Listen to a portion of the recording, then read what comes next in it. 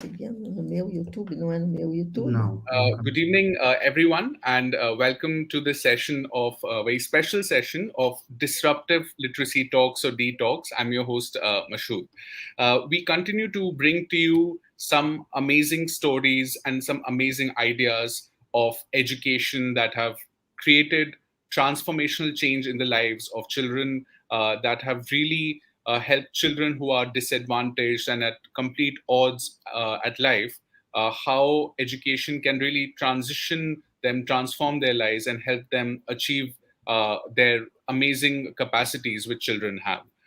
And today, the spotlight of our talks is going to be on this really innovative and really wonderful, completely path-breaking project from Brazil, the project Uere.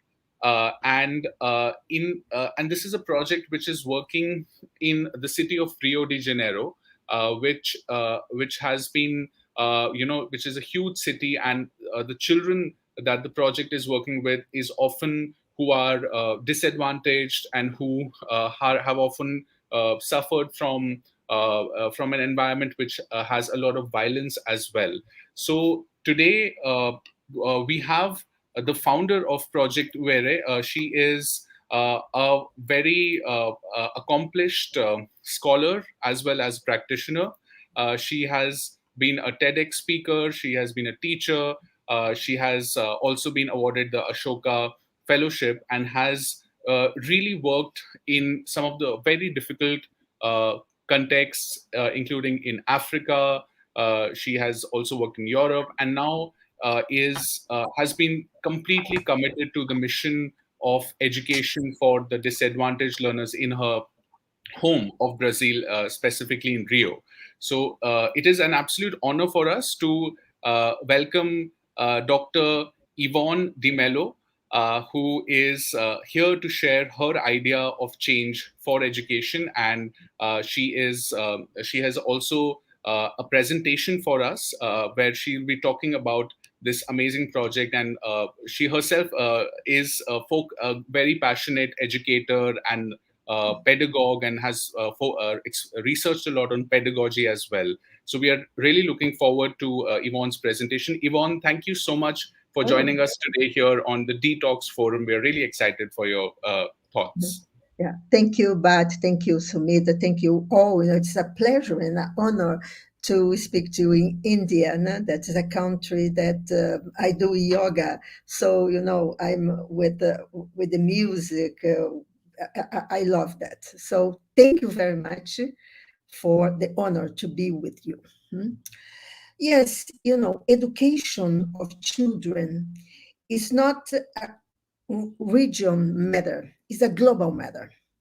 We cannot accept that in 2021 we have still 250 million children and teenagers out of school, on not reading, not writing. I think this is shame.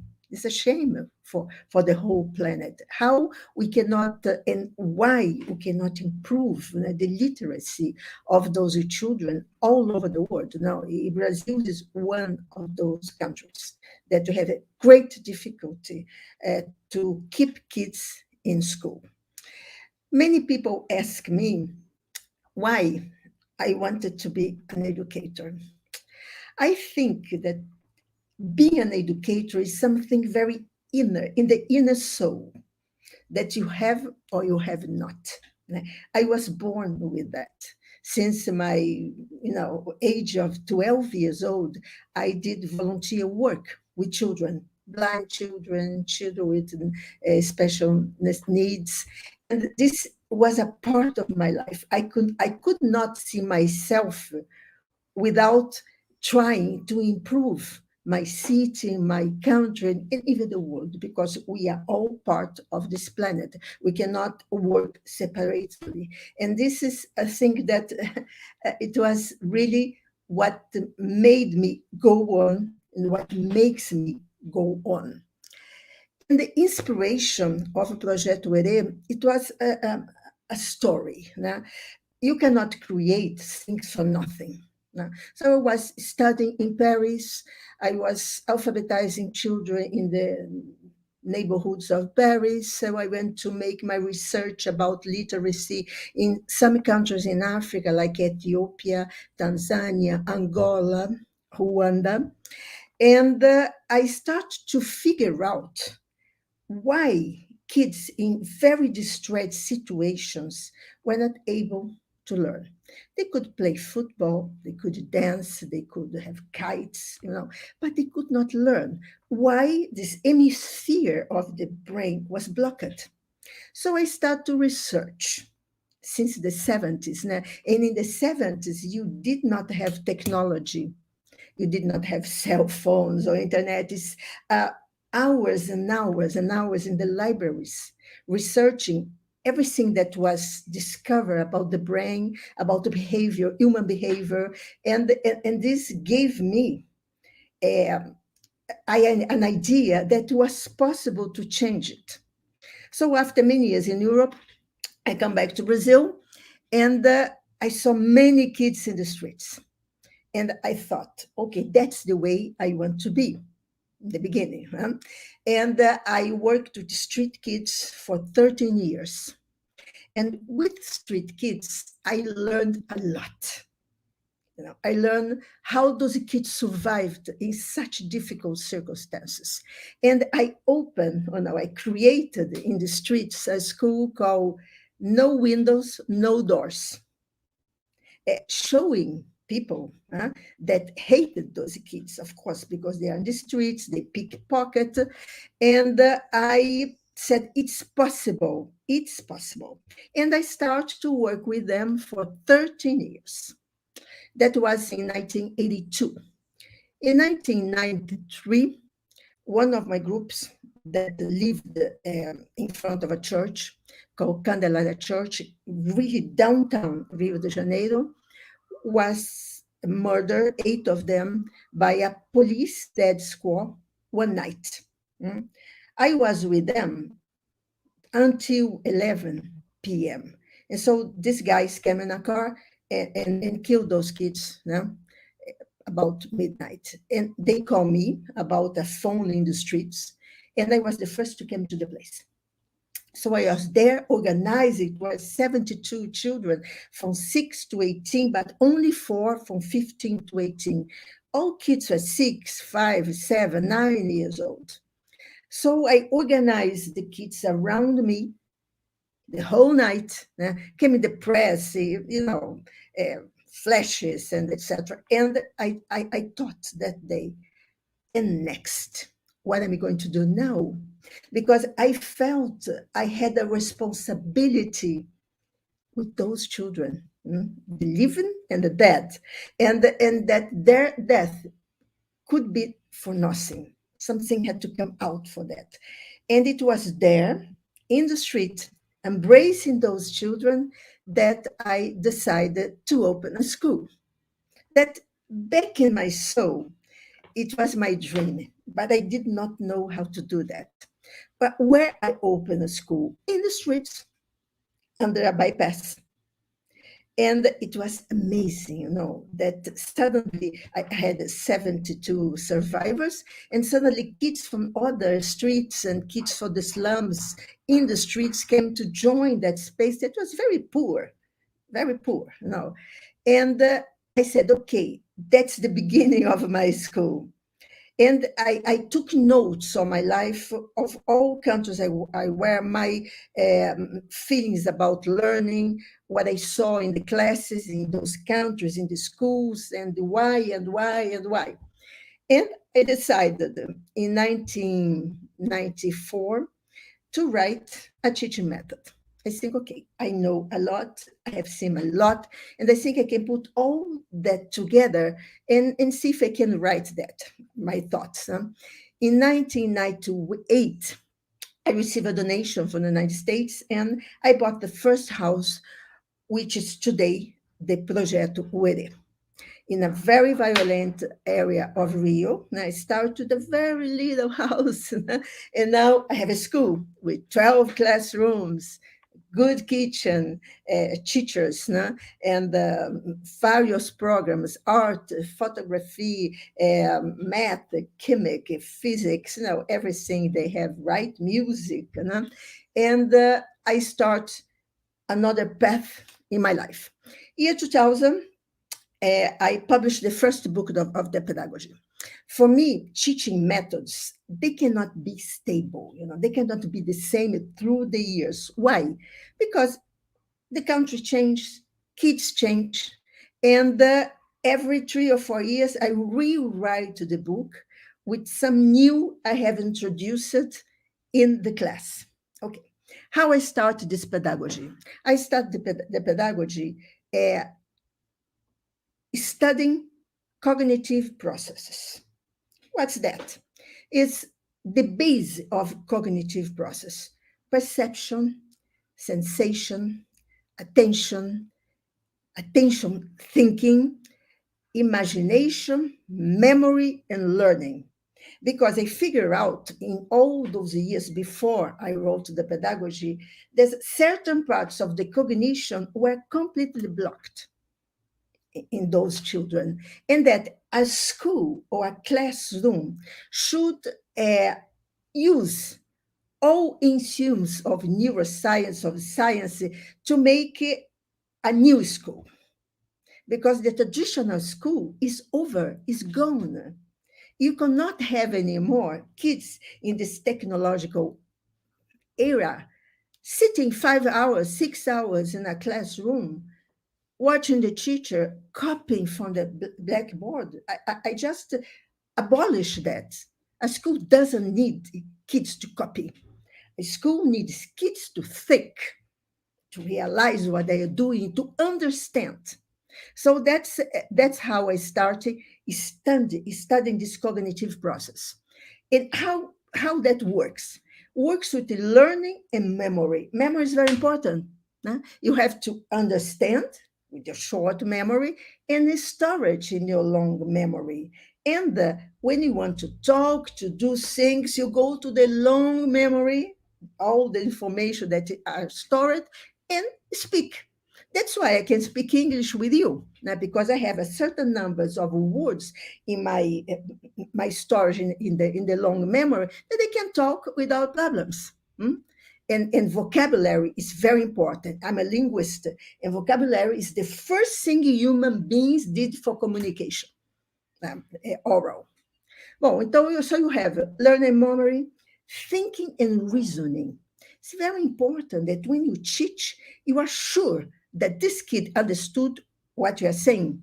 Many times they don't, because the way you present the subject is very complicated, with words they don't know or things that they never heard about.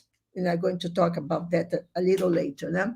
So you have language is very important. I don't know if you know, but a kid to be able to learn how to read and write needs in the storage of the long memory 3,900 words.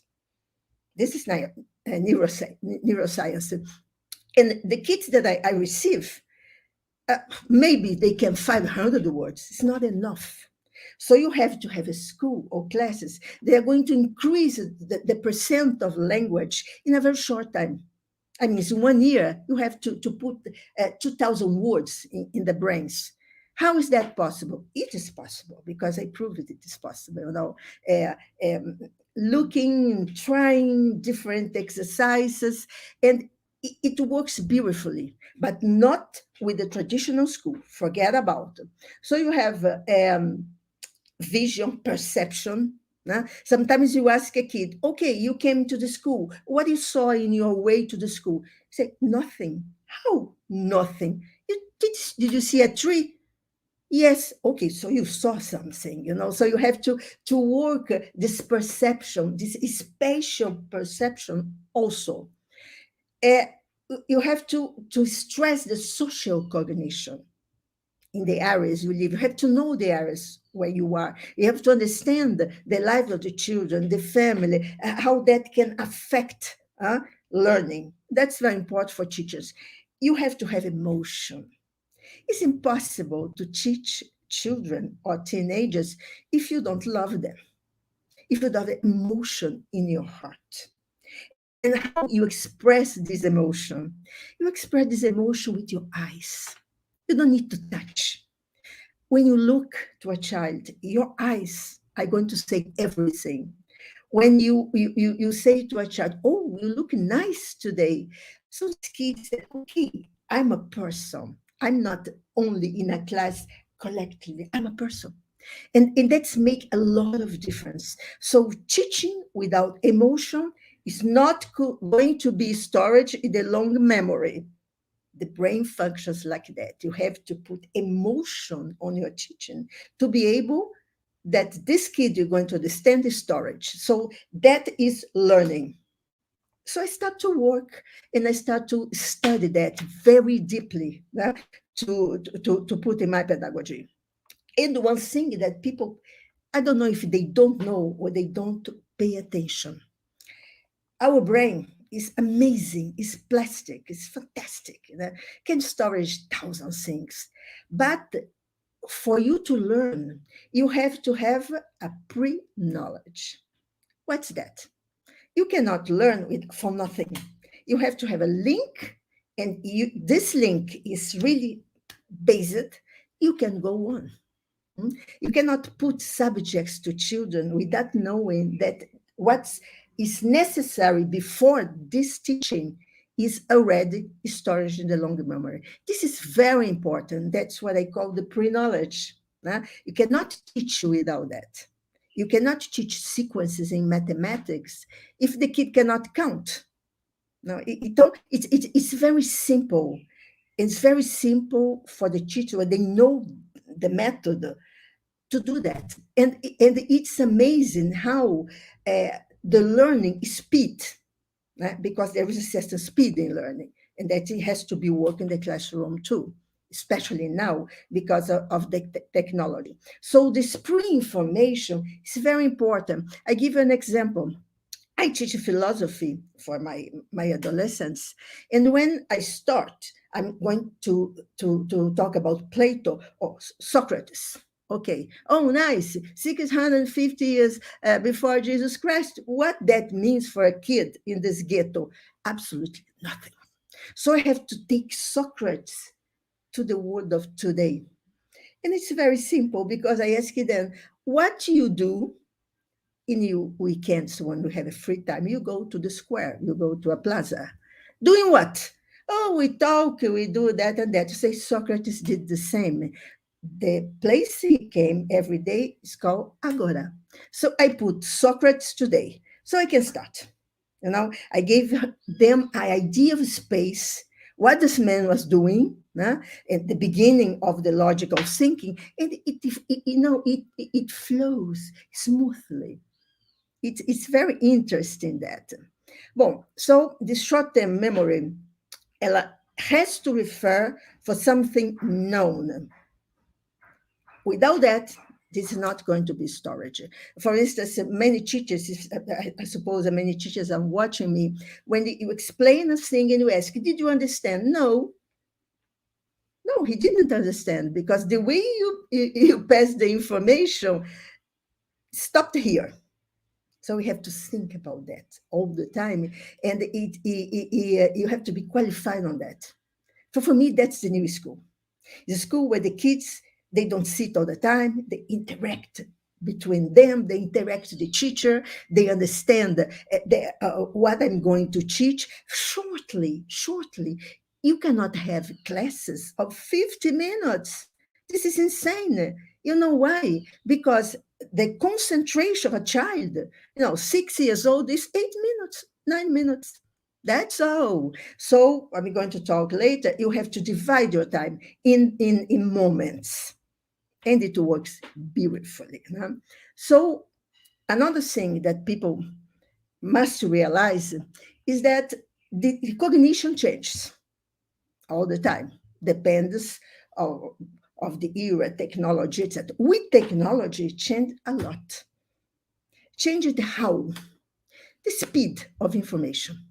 These kids, doesn't matter whether they are poor or not, they have access to certain technology. With the fingers in a cell phone, playing, or in a center, in a TI center, in a school, all the time. So came to the school.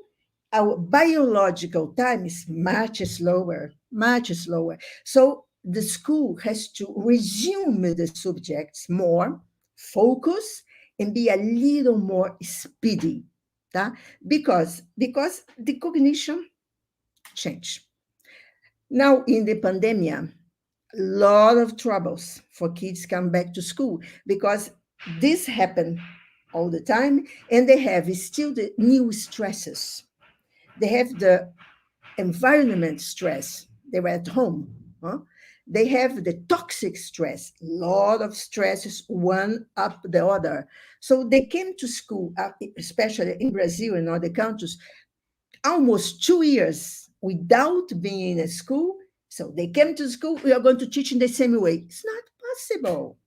And there is researchers that in this online teaching, only 50% of the subjects taught in the online teaching is storage.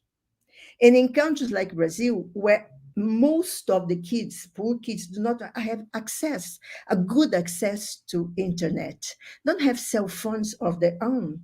So they are in a small house with a lot of people around, a lot of noise. Now, one cell phone that belongs to the mother or people who takes care, but many kids don't have a family, have one mother and no father. In my school, 40% never met a father. And so you expect that this kid are going to learn, not possible. So new strategies have to come. We have to research all the time new strategies. This is mandatory to do that. So new cognition is what I do all the time in my pedagogy, changing when it's need, studying what's new, what this country did. This was positive, or this is what negative, and of course, our experience in Uere. And as I said, this is everybody knows now that the neuroscientists that excessive computer also disrupts cognition, harm the long-term memory. It results that kids they cannot read, or even they can read, they cannot read a book because they get tired because of the speed of the internet. So, in reading, making text and access, it becomes almost impossible. So I think this we have to think all the time when we have a school or when we're teaching, to be able to have access of the new neuroscience areas or discoveries, new education, etc. Because I think be agree with me. Okay, you study neuroscience, you are a scientist. But if your study is not going to be applied to normal people, what for? What for? So for me, science is that you discover something, you study, you said, what can I do in my classroom with that new information? So I do that all the time. And I think this is the most important thing today, to be in balance, technology and human being biological. Because we change our behavior, we change our memory, we change our synapses, we change everything with technology. You can imagine that 28 years ago, there was no cell phones. It's too quickly. It's quickly. So we have to keep pace with that.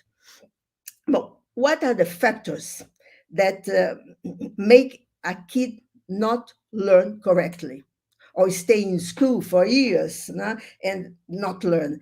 It's cognitive impairments, poor literacy. Literacy is very important. You have a focus, that you have a method. No, I have studied, I can tell you, 1,000 methods of literacy for small kids. And I think we should, it work, it did not work. So uh, in many poor countries do not work. I can tell you. In Brazil, in Rio, 35% of kids live in the first period of school, 1 to 3 years old, live the third year without read and write correctly. Why?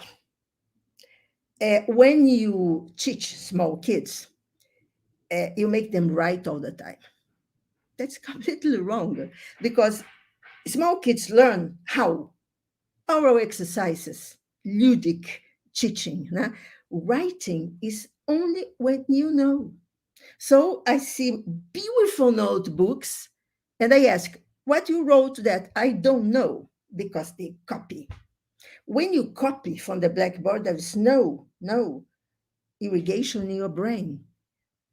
And that's why I'm against copy.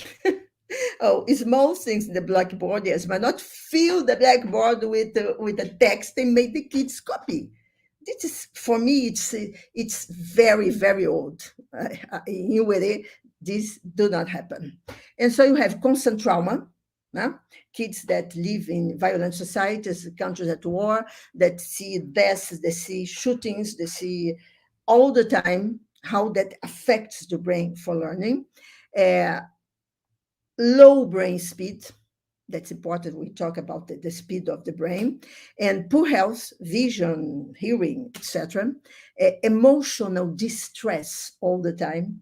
Because when a kid goes to school and the teacher say, oh, you cannot learn, okay, or the mother, oh, your kid cannot learn, blah, blah, blah. So it's a distress. The kid cannot have self-confidence.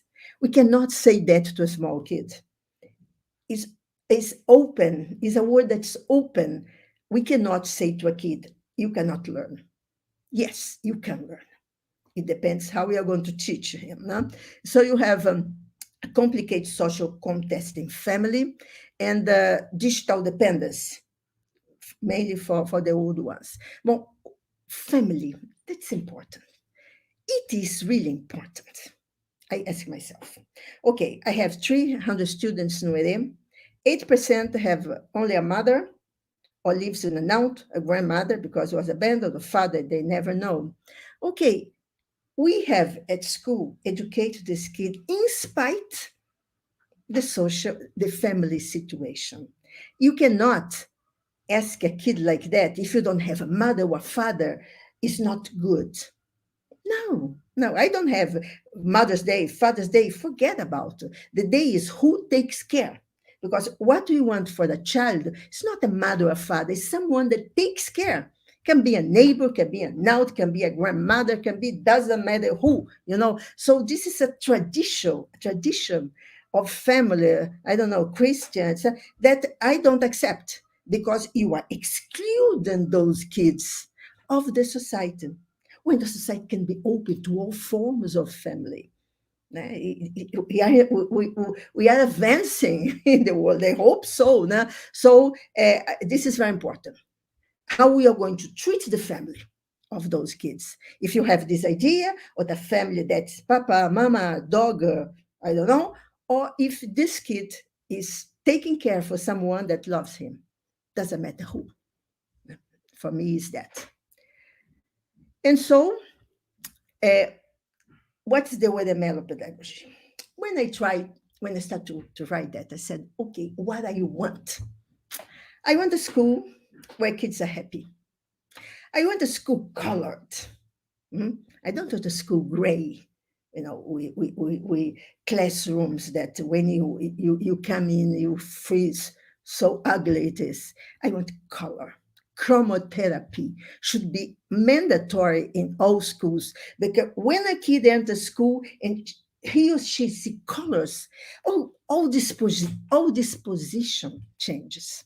It's very important that, and I want a methodology that will make this kid to feel comfortable. For the first moment, he will, in the soul, said, "I can." The word "no" does not exist in my school. Everybody can, in their own pace. And as I said before, I study neuroscience and neuroeducation, all new things that I can learn about the brain to be able to put these things in the classroom. And I can tell you, it works. Well, what's memory is important. Memory is the base of learning.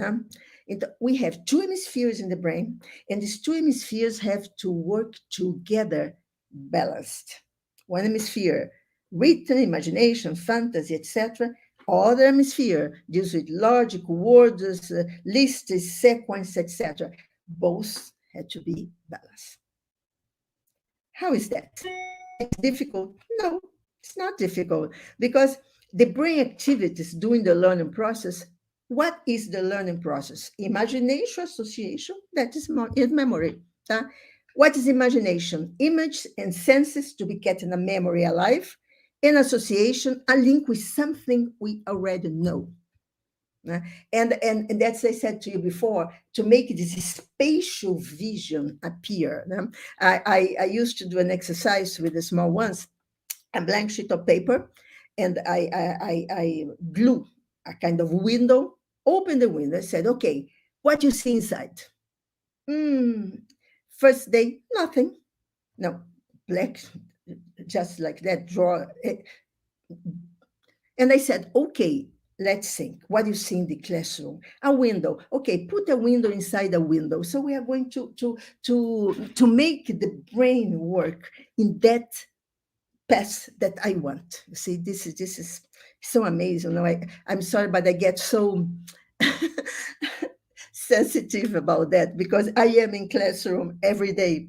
So I feel the difficulties every day, and my brain works every day how I'm going to improve that.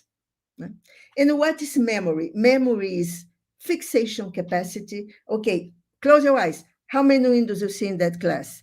Storage capacity, evocation capacity, recognition capacity, location capacity. You ask, where do you live?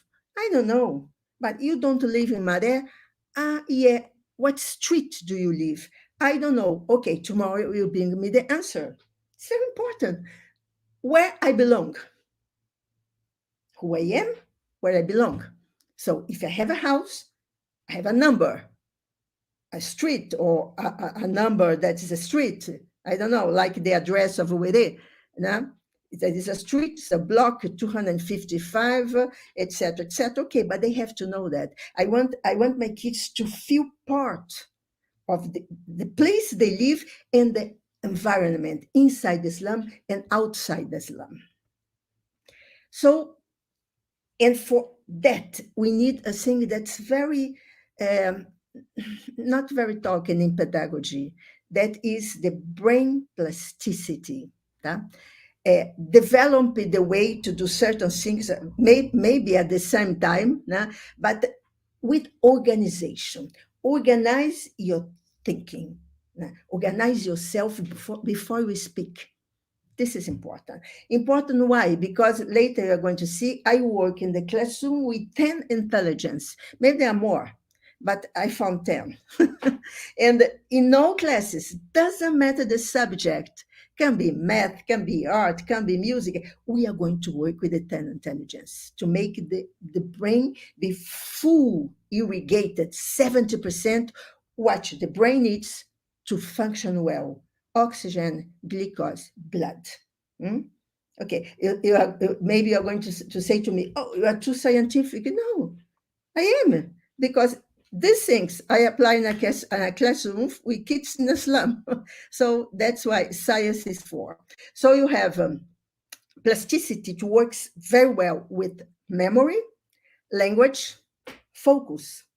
The concentration span is very small in the kids in the slums, very small. And after writing, writing is not the main thing in the school, should not be. Write is a consequence of what you learn. You cannot write without knowing what you are doing. So writing in my school, it's maybe half an hour a day. All the rest is oral, learning, speed, interaction, fun. School has to be fun. That is important. 50 minutes is the most of concentration that teenagers have. The small kids, maybe 8, 9 minutes, 10 minutes. So what you don't explain in those minutes, forget about. So the classes of 50 minutes in my school are part in three parts. Oral, teaching, interaction, and writing. And it's amazing, how how kids love that. So when I wrote the pedagogy, what was first in my mind? Build the knowledge, links to pre-knowledge, creative and productive activities. Keep the interest alive in the classroom all the time. You can do that. It's possible. Increase brain plasticity. Have communication and affection present during teaching.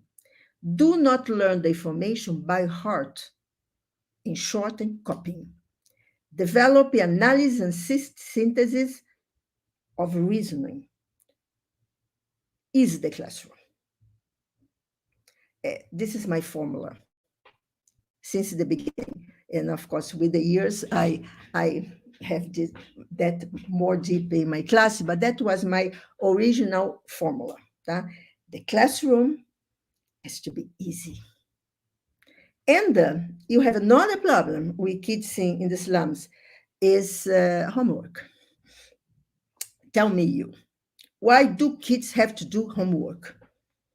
They are in school, they have to learn in school. So they go home, they have 3, 4, 5, 10 pages of homework. Who is going to do the homework with him? 80% of who takes care in my school are the families who did not complete the fundamental school. When they leave school, okay, if you want to send something for them to do, one little page, one little research. But kids have to play. Nowadays, kids are not kids anymore. They don't play. Or they're at school, or they are doing tasks at home, or they are doing homework, or they're in the cell phone. So, kids without playing, for me, is a thing that I cannot think about that, So in the way they school, kids play.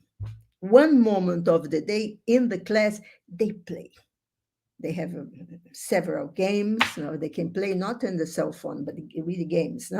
And it's amazing how you bring those children the idea they are children. Many of my girls work hard at home, take care of the brothers and sisters, cook, iron, clean. So they have to go to school. They come to Uere, and they go home, do homework. It's not possible. Those kids, they're tired, and you have to ease their life in school in the proper manner. With the daily routine in Uere, with the pedagogy that suppress the accumulation of negative emotional memory or stresses, I bring back little by little the memory and put the body and the brain in a reception for learning. Everything has to work together, you see. And that I learned. I remember in Ethiopia, when I was teaching a teacher to teach kids in a small town in Ethiopia. And I said to him, look, okay, we are here, there's no blackboard, there's no school, here is sand. Let's do exercises with the sand. Oh, the kids, it was amazing. They were so quickly to do that.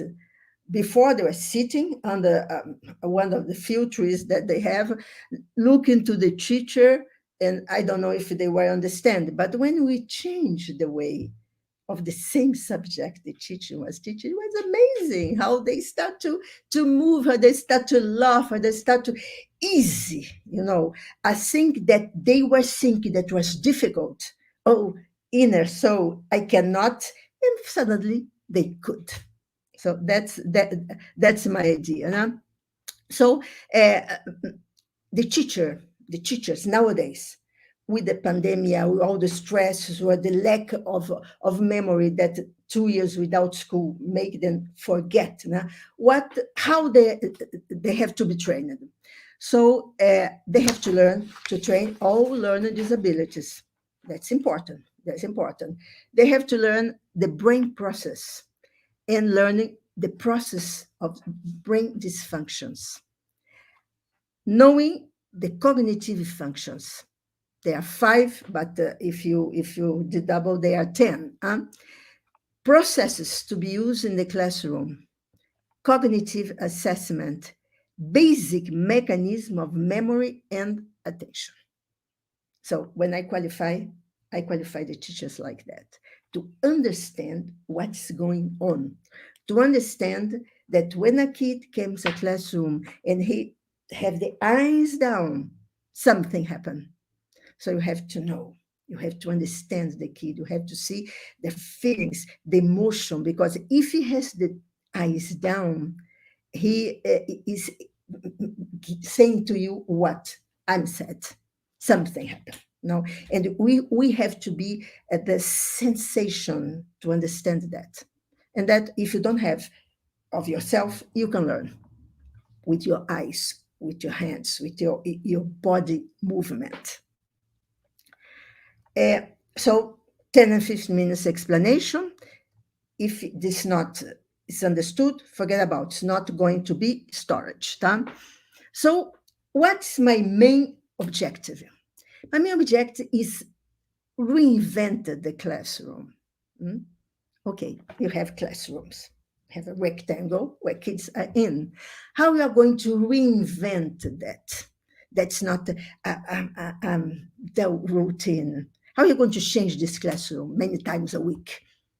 So the kids participate in the changes, have something to say, discuss with you. How many times I am giving a class and a student say, no, professor, no, teacher, this is gone, something new. I said, oh, thank you. So no, that's what I want, that kids feel comfortable to say to me that I was not right and explain why. So this is the opening I want with my students, and not some zombies sitting all day copying and not understanding.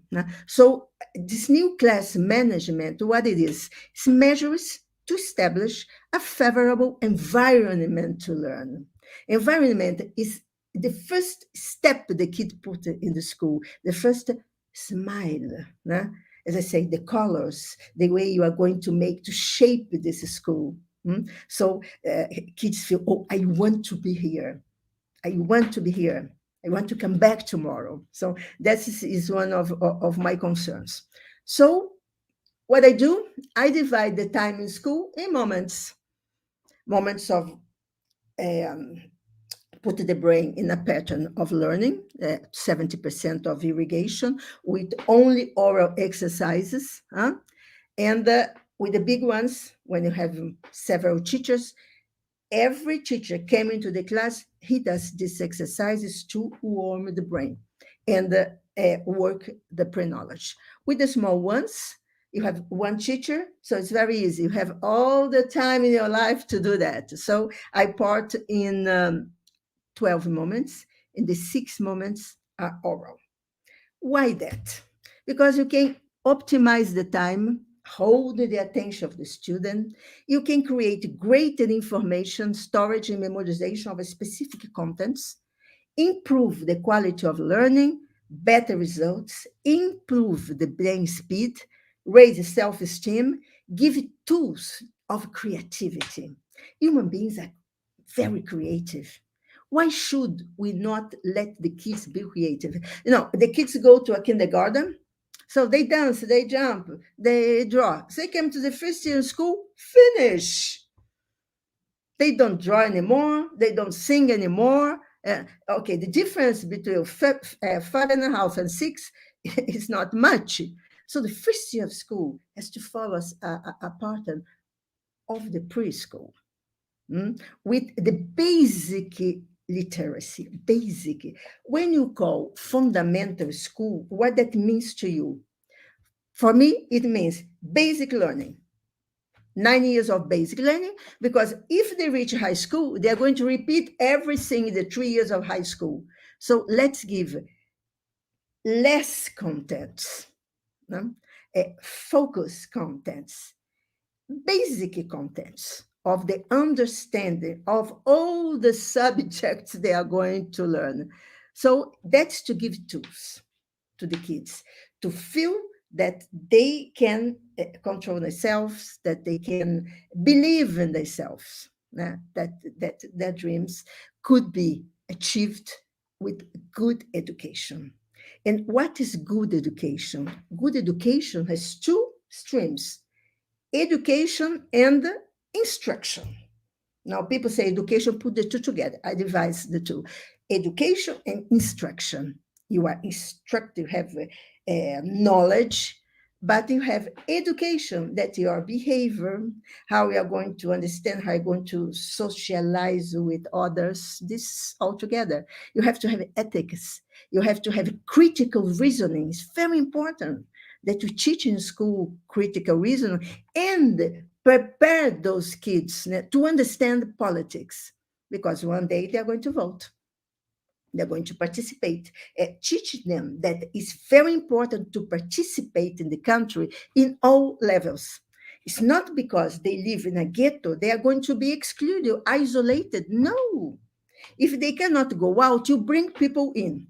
No, that I do every Friday with my adolescents. I bring someone to give a talk with them: engineers, doctors, psychologists, artists, no? Theater artists, doesn't matter. Every Friday we have 1 hour of a person who give those classes to them. This is very important. So the kids say, I am part of this world. I'm a part of that. And you cannot raise kids only regional, only in one section. That's very bad for the humanity. No? Bon, so what I said to you, I work 10 intelligences. What are the intelligence I work in classroom? Logical reasoning since the beginning. Why you said that? What do you want to see with these words? No? Visual stimulation all the time. And today in a school, you can have a TV. You can put a pen drive. You can show little films of everything. And rhetoric, that's important. Orality, with slight difference. Writing, making calculations, math. Manipulating objects, that is the creativity. Body expression, how important this is. Brain speed, it links to the pre-knowledge. So that's the 10 intelligence. My teachers know to work every day in the classroom. Doesn't matter age, doesn't matter what subject, is always with that focus. And what we want? What we want from the teacher with these new learning schools? No?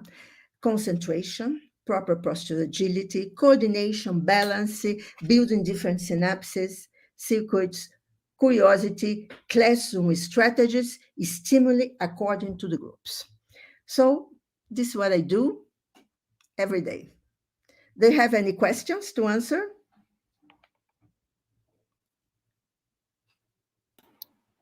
Yes, Yvonne. So we're getting some questions from our audience.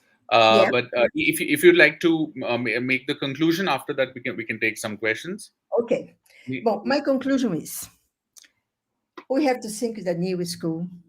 You have to finish the traditional school. You have to give those kids of 2021, of this century, all the tools they need to be successful in life. That in 20 years, more than 30 careers will disappear. So you have to think in our schools, which will be the new careers? How am I going to prepare the 6 years old? How am I going to see when he was 15 years old? No. So this is a vision that's very important. No?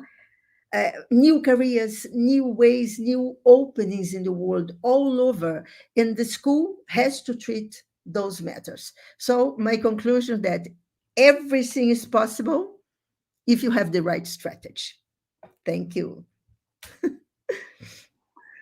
Thank you so much, Yvonne, for that really, really impactful presentation, and you've actually transported all of us and all our audience inside that school in Rio de Janeiro, and we could actually visualize the energy and how amazing it must be to be a student or a teacher there. So thank you so much for sharing this really refreshing ideas and I think what some of the points which you have mentioned, it's so important to help children, not just to be able to read and write and do math, but to make them critical thinkers, to make them resilient to the outside situation, like, because there's so much of problems like poverty, conflict, violence. It really takes an emotional toll on children, and how you've really curated this amazing environment in the school.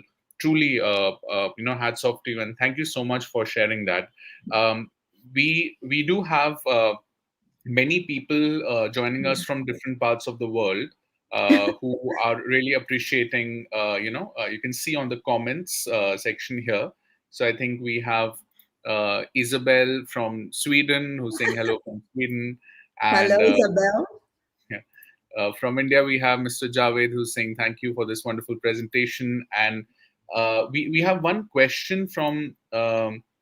Mary McCoolberry. She's in fact a wonderful educator in from the United States, and has also been a speaker here at the dtalks. So Mhm. so I think she has this question. Mary is saying, how do you incorporate application of knowledge in the school? Uh, so I think you've talked about this, how knowledge creation can happen. So would you like to share a bit more about how the project develops application skills among children? See, this creativity uh, is in all subjects. Is in math, in physics, is in chemistry. Tell me, what school in the underdeveloped countries or poor countries has a lab in the school? No. So you teach chemistry without a lab. How are you going to do that? You can't do that. You can do that by the video. You can do that by the media. So the creativity is present in all subjects in school. Just you look around. If you are in a classroom, you have in this classroom, I don't know, 10 parts of mathematics you can teach just watching what is around. Don't need even to go to the books. So that's my perception. We complicate what is not complicated. Why math? Every case, I hate math. Why they hate math? Life is mathematic. No, Spinoza said that. Other philosophers said that. Our life is pure mathematic. Our life is pure chemistry, is pure physics. So let's put that in the classroom in a simple way. Do not complicate.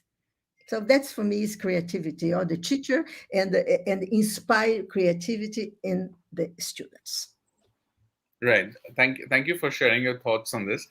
And you also talked about how this environment is created in the school to make it relaxed, to make it comfortable for children, and what some of the pedagogical approach that you are taking in the school. It is often sometimes teachers they say that we try our best inside the school, but then when children go back home, then there is problem, there's poverty, there's stress, there is so many problems. So whatever the work teachers do in the school, they say that it might get lost when the children go back home.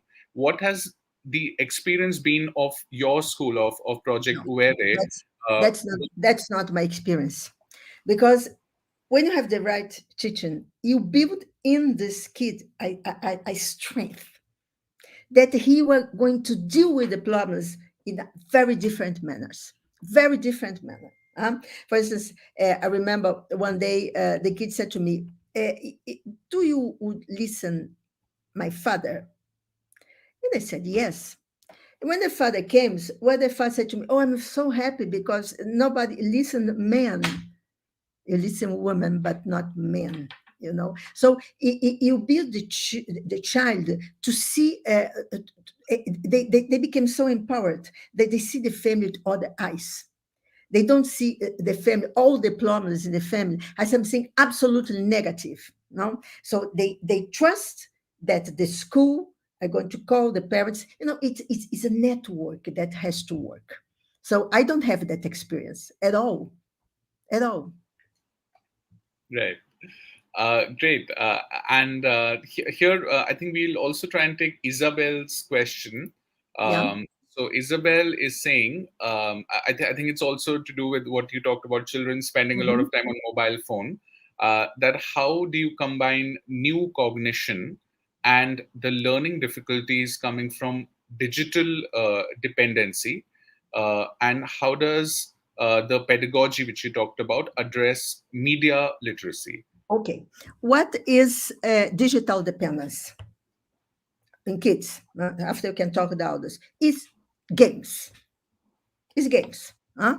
All the time, games, playing, playing, playing, playing. What we do, these games were going to become a teaching because we cannot avoid that in the school. This is part of our life. Now, the family is another thing. We can have to discuss the family. But those kids, this media, this digital dependency has to turn positive to them, not only games, because the digital media have several entrances and several ways out. Hmm? It's complicated. It's complicated because all of us are digital prisoners. I am, you are, everybody is. But we use in another way. We use the negative and we use the positive. And so what we try to do to kids that the digital media can also be a very positive things in the school. Right. Thank you, Yvonne, for sharing that. Thank you. And Yvonne, towards the concluding thoughts on literacy and numeracy. So here at Detox, we work on like how can we so many children, like you mentioned, in Brazil also, and in India, and many other middle and low income countries are facing a literacy crisis. So many children are not able to read. I mean, you mentioned this fact that I think it was what, like almost 1 out of 3 children, grade 3 children, not being able to read. Grade Yeah. 1 children, something similar in India, maybe much worse in India actually. So, what do you feel is, why are so many children not being able to get these basic skills of reading and math, and what needs to be done to kind of help achieve on a large scale You children need, to get okay. these skills? You need to change the strategies of schooling. It's so simple as that. Have to change the strategy. You have to make the teaching in literacy completely different what is now. And it works. I can tell you and I prove you that works in a very quickly time. You have to prepare the body and the mind to be able to understand, because understand is what's the problem. You don't have the insumes inside you that to do that. How a kid can learn to read if he has a vocabulary of 300 words? Impossible. Huh? So it starts to increase in vocabulary. It starts to connect vocabulary. For one word, let's say dog. For one dog, you can have 40 words connected. So you are increasing with phrases, with the stories, with I don't know what. So a kid in the 50 year has to have 50,000 words in the long memory. We have, you and me, 60,000 words in our long memory. That means that you can function the way we function now. But it's the strategy that is wrong, in my opinion. Right. Right. Yvonne, Yeah. it's been truly wonderful to listen to you, and just to see your passion for education, for working with children who are who are underprivileged, who are often at negatively affected because of difficult circumstances in life, and working with the most difficult children, like who have the most minimal attention span. And you've talked about how what again Mary is talking about, these breaking the day into moments, this terminology which you used. So it's very inspiring, and it really if this is kind of taken up on a very large scale as well, Yes, it can truly create this. And I think you did mention that in many Brazil's public schools, this pedagogy yes, was tried as well. Would you like to maybe yes. just share a bit about Yes, that? the Uere Melo pedagogy was public policy in Rio during 10 years, mm, the Secretary of Education. And through that, I went to other states, and I think I qualify in the last 10 years, 80,000 teachers all over the world. For instance, I was in Sweden, Germany, many times, Italy, who deal with refugee kids. How you can accept or can realize that a kid that comes from Eritrea, traveled 6 months to Libya, put in a boat, came to Italy, and they are going to put him in the school? It's not possible. So you have to have this preparation. You have to make this kid uh, feel comfortable in the new situation to be able to learn. So I think it's important, that very Right. important, especially now with so many refugees around the world. In Sweden, kids come alone, 13 years old boys from Afghanistan, from I don't know many countries, and they come alone. They go to a shelter, a camp, in Greek.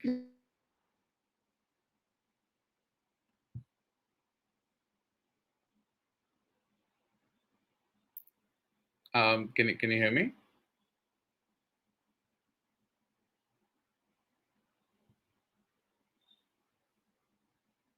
Right. So we'll just try to have Yvonne connect with us again. Um,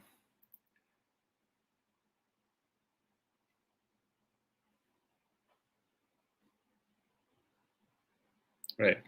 So So I think like Yvonne's presentation about this pedagogy, the Uere Melo pedagogy, which she was talking about. It's really created a huge disruptive movement in education in her country and also in other countries as well. And we are truly grateful for her to come and join us here in this detox forum. And we hope that all those who have been joining us live and who will be watching this video as well take this idea of how we need to make education less complicated, both for educators as well as teachers, and talk about the core emotions of care, joy, and kind of using of building confidence in children to give them that feeling that anything is possible. So once again, we would like to thank Yvonne for joining us here. I hope we are able to kind of say that in person as well to her after the session. But and to all the people who are joining us live, thank you once again for joining us. Okay, I think we have Yvonne just in time. Yes. Internet problems. Okay. Yes. So Yvonne, we were just again thanking you for really finding time and giving us this time, these wonderful ideas and inspiration to actually help children get the best opportunity to do the best in life through an enjoyable and meaningful education. So thank you once again for joining us here Thank on you. And Detox. and remember, we can. They can. Yes, Okay. we can and they can, right? Yes. Yes, yeah. Thank Absolutely. you. Thank you Thank you very much. Thank on you. those words. Thank you once again. Thank you. Thank you.